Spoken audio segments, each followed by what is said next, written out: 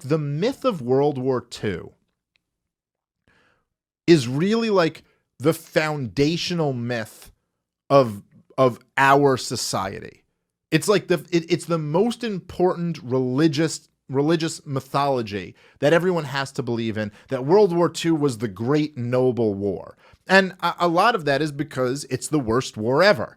You know, it's like it was this mass murder campaign of over 60 million people.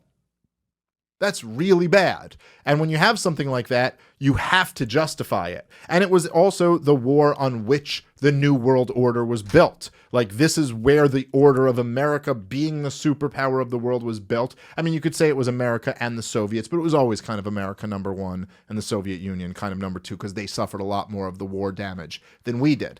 And you had to, the way you justify this was that the Nazis were the worst people ever. That's it. So it's justified. Well, you know, whatever else your little, like, you know, nuts and bolts or whatever the little, like, pieces of argument here. It's like, did we slaughter a lot of Germans? Did we slaughter a lot of Japanese? Did all these people die? Yeah, sure.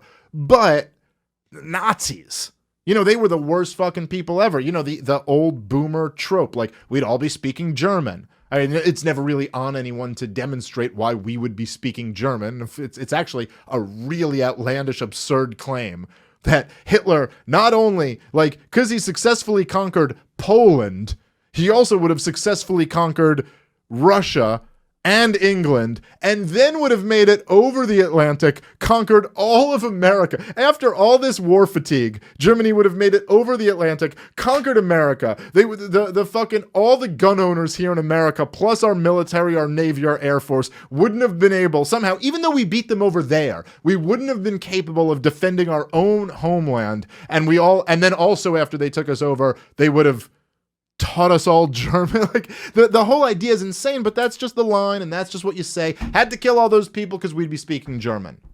All right? Now, of course, if I just say that, if you just present this argument in any mainstream, they're like, what are you, defending the Nazis? Like, no, Nazis were very bad.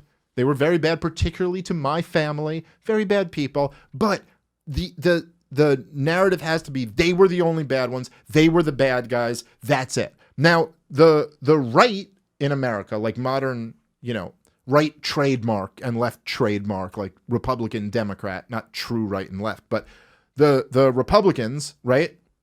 They became the cold warriors, the defenders of the military-industrial complex. So they kind of have to defend this war. So they got to defend that idea that the Nazis were the worst people who ever existed. Now, you can't say the Nazis were the worst people that ever existed, and so were the commies. Or truthfully speaking, the commies were probably worse, because then the whole myth unravels. You're like, wait, so we teamed up with Stalin, who killed more people than Hitler, and then supported Mao, who killed more people. Stalin then supported Mao, who killed more people than both of them combined? Well, that doesn't really seem like we're the good guys in the war. So what did we drop these atomic bombs for? What did we firebomb all these countries for? Just to team up with somebody who would then lead to teaming up with somebody who killed more than any of these people? We handed half of Europe to Stalin? That doesn't seem like we're the clear-cut good guy. So you kind of just ignore that part of the story, and you go into, no, just the Nazis are the bad guys, Nazis are the bad guys, Nazis are the bad guys. And then from the left perspective, it's like, well, they're kind of sympathetic to the Marxists. Right? They're kind of neo-Marxists in their own way. So it was just kind of this agreement that will bury this history. But look, man, I used to do a joke about this, and then Bill Burr ended up doing a very similar joke. So I You got stopped bird. doing it. I got bird. But he did a great version of it, and I actually was like, kind of took it as a compliment. I was like, oh, I'm kind of thinking in the same way as a really great comic, so that's good. But the joke is, I used to ask people in the room, I'd go, who is the most evil person who ever existed? And it's always Hitler. That's what everyone's mind goes to, Hitler. But Hitler wasn't the worst mass murderer. He was just the one who lost the biggest war. And that's a great, and the bit that I would do is that somewhere in hell, Mao is furious because like Mao's just looking up like, I can't get one mention of those. But Mao, like Mao killed way more fucking He should have people. killed Jews. Asians will just take it. Yeah. They're still working in factories. And also, there's just so many of them. Yeah. You're like, we're still doing fine on Asians. The Yeah. Jews, there's so few of them that you kill a few, you're like, whoa, we're really feeling that here. But like Asians, you kill them, you're like, we got plenty. I'll It's be like an honest. endangered species. Yeah. You could get up every morning and kill as many Asians as your heart's content. There's still going to be plenty of them. Jews, you're like, we got 3 left. But anyway, it was a funny bit the way I used to do it on stage. But the point is just that it's interesting that that's just where history goes. And part of it is that the winners of wars write history books. And part of it is that it was convenient for everybody to fucking, ignore. But it's not that crazy. When you see this level of violence and how appalling it is, and they identify as communists, and then you realize how evil the communists are every time you get in power. It's like, well, yeah, what do you think this group of people would do if they got power? Like, just as a hypothetical, what do you think they would do if all these Antifa guys were in control of a government tomorrow? They make sure it was never fascist. Well, that's for sure. But but it would be far worse. And you can see that. It's like a little microcosm demonstration of why you'd be worse. You'd actually be worse. I mean, if I had to pick between fucking, Chris Cantwell running the government or fucking these guys, I'd pick him. I mean, I think they would be worse. There'd at least be some order to his fucking violence. Neither would be good.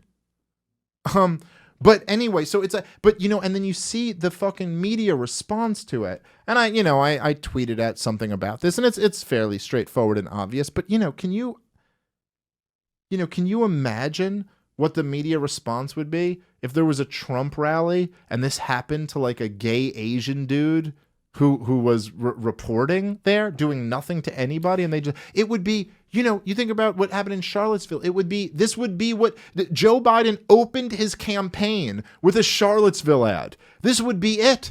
This would be all they would run on. But Republicans don't do that. They don't do the same thing. And I'm telling you, man, like they better start.